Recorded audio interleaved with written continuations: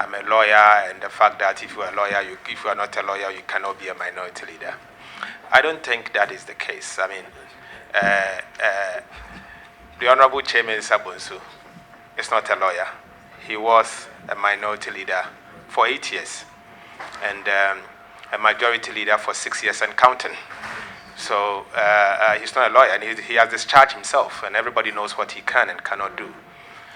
In fact, in the first parliament, J.H. Owusu Achampong, majority leader, was not a lawyer. And you recall the famous minority leader, who also happens to be a former Minister of Finance, J.H. Mensah. J.H. Mensah was a former Minister of Finance, became a minority leader. He's an economist like myself, and he discharged himself. So it doesn't have to be that you should be a lawyer before you perform. And Kobneji,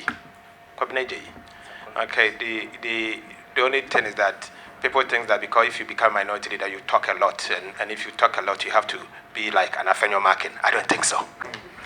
The fact that the minority leader is not a lawyer, I think it doesn't have to be part of the equation at all. It's the competence of the person, the versatility of the person. As I keep saying, if you are a leader, you must know something about everything.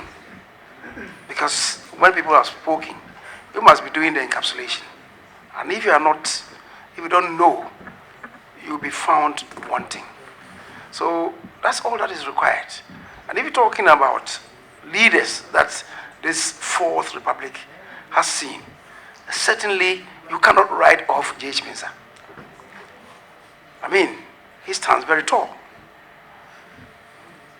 Economist, a finance person, and he distinguished himself. Also a Champong, J.H. Owusu Achampong, not a lawyer, agriculturist. He was a master of the rules of procedure. Kapna Ajay came with his own strengths. We had 3 lawyers in succession: Alban, Avoka, and Kumbo. Their strengths are captured in the Hansard. All right. Right. Chairman Zabusu, not a lawyer. Not a lawyer, not an economist, not a finance man. I believe, in all humility, that I can stand on my ground in every subject matter. That is what is required of a leader. And I believe the Honorable Ato can rise to the occasion. He's come. He just come. I know he has a lot to learn. Above all, to be strong in the rules.